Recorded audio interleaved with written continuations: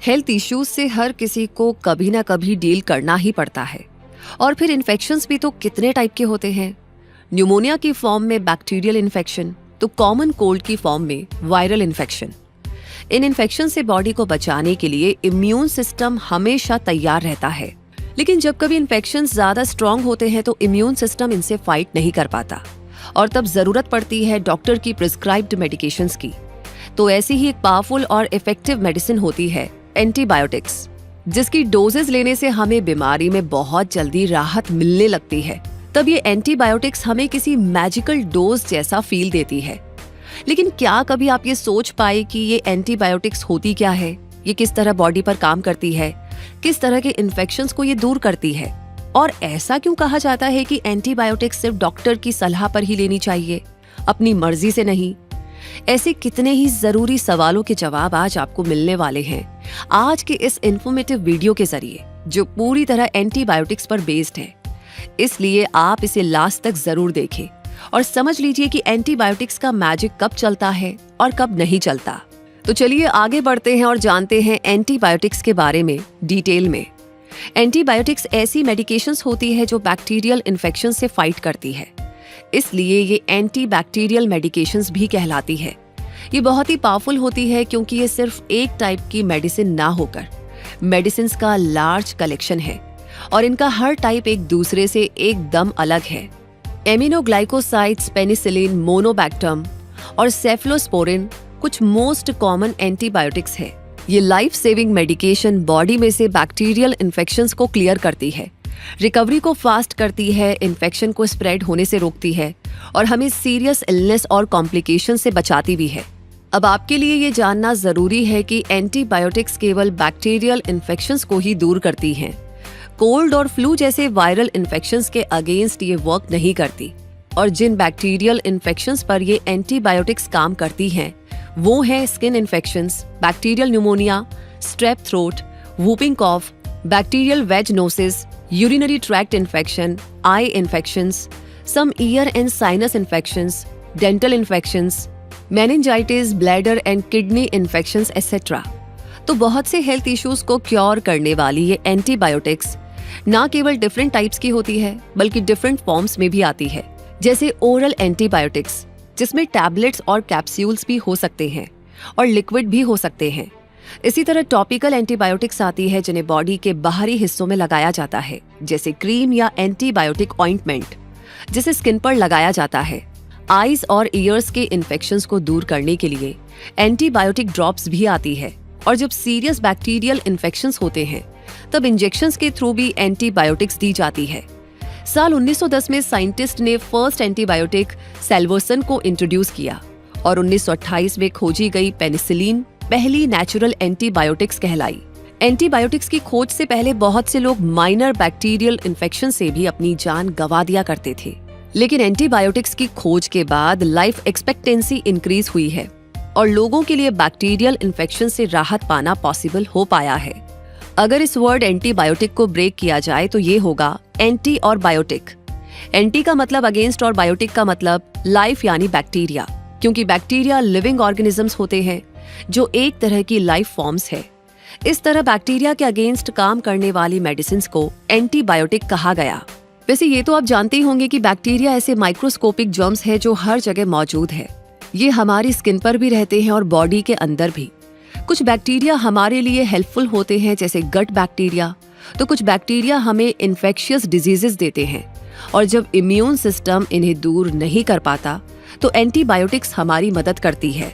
ये बैक्टीरिया को किल करती है और बॉडी में उसकी संख्या बढ़ने से रोकती है।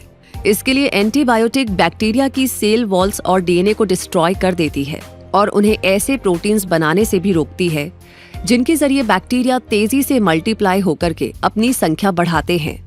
एंटीबायोटिक्स को अपना काम करना बखूबी आता है, इसलिए एंटीबायोटिक्स की डोज लेते ही ये बॉडी में अपना काम करना शुरू कर देती है।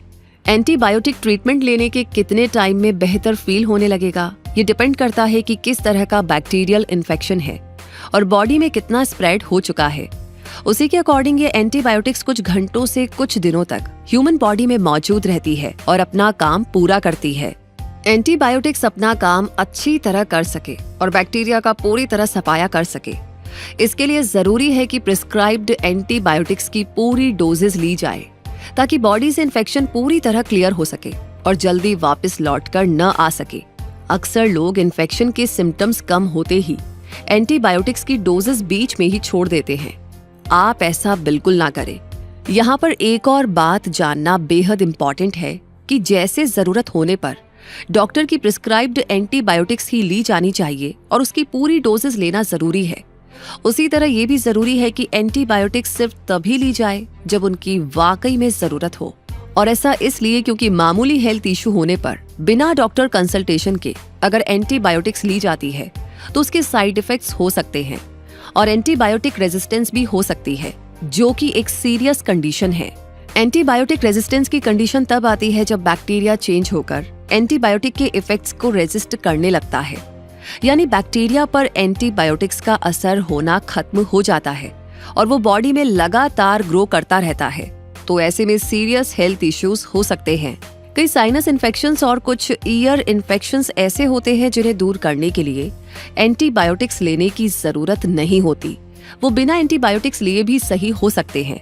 तो ऐसे में अगर एंटीबायोटिक्स ली जाती रहे, वो भी बिना डॉक्टर कंसल्टेशन के, तो एंटीबायोटिक रेजिस्टेंस का रिस्क बढ़ सकता है। एंटीबायोटिक्स की ओवरडोज लेने पर या गलत एंटीबायोटिक लेने पर कई तरह के साइड इफेक्ट्स दिखाई दे सकते हैं, जैसे डायरिया, नौशिया एंड वॉमिटिंग और डिजीनेस। वहीं ऐसा भी हो सकता है कि कुछ लोग एंटीबायोटिक से एलर्जिक हों, तो ऐसे में उनकी स्किन पर ईचिंग और रैशेस हो सकते हैं। अगर एंटीबायोटिक से सीरियस एलर्जिक रिएक्शंस हो जाएं, तो फेस, टंग या थ्रोट में सूजन आ सकती है और ब्रीदिंग प्रॉब्लम्स भी हो सकती है। कुछ एंटीबायोटिक्स अदर मेडिकेशंस के साथ इंटरैक्ट भी कर सकती है, जिससे साइड इफेक्ट्स हो सकते हैं और कई बार ये allergic reactions life threatening condition भी क्रिएट कर सकती है, जैसे एनाफिलेक्सिस, जिसमें इमीडिएट मेडिकल ट्रीटमेंट की जरूरत पड़ती है, वरना जान भी जा सकती है। तो देखा आपने एंटीबायोटिक्स कितनी इम्पॉर्टेंट होती है और इन्हें लेने का तरीका सही होना भी कितना जरूरी होता है, क्योंकि अगर सही समय पर सही क्वांटिटी में सही एंटीबायोटिक ली जाए तो बैक्टीरियल इन्फेक्शन को आसानी से दूर किया जा सकता है, और अगर बिना कंसल्टेशन के किसी भी समय कोई भी एंटीबायोटिक ले ली जाए तो वो जान खतरे में भी डाल सकती है। इसलिए ये जरूरी है कि डॉक्टर से कंसल्ट किया जाए और एलर्जिक रिएक्शन से बचने के लिए डॉक्टर को उन मेडिकेशंस और सप्लीमेंट्स के बारे में भी जानकारी दी जाए जिन्हें आप ले रहे हैं। इस तरह अगर एंटीबायोटिक्स से रिलेटेड इन सिंपल और इम्पॉर्टेंट बातों को ध्यान में रख लिया जाए तो बहुत सी हेल्थ प्रॉब्लम से बचना तो यूं ही आसान हो जाएगा। हमें उम्मीद है कि इस जानकारी ने आपकी काफी मदद की होगी और आपको काफी रिलीफ दिया होगा। तो प्लीज, आप इसे लाइक ऑलरेडी कर चुके हैं तो अपने फैमिली मेंबर्स और दोस्तों के साथ इस वीडियो को जरूर से शेयर करें। इसी के साथ इतने टाइम से आप हमारे साथ जुड़े हुए हैं, लेकिन अगर अभी तक आपने क्विक सपोर्ट चैनल को सब्सक्राइब नहीं किया है तो प्लीज, ये भी बहुत इंपॉर्टेंट काम है ताकि ऐसी जानकारियां आप तक पहुंचती रहे। सब्सक्राइब करके बेल आइकन प्रेस कर दीजिए। साथ ही अपने सवाल हमें भेजते रहिए, अपना प्यार और सपोर्ट शेयर करते रहिए। तब तक के लिए मैं रूबी पारेख आपसे मिलूंगी जल्दी ही। तो अपने आप को हमेशा अपडेटेड रखें क्विक सपोर्ट के साथ। धन्यवाद।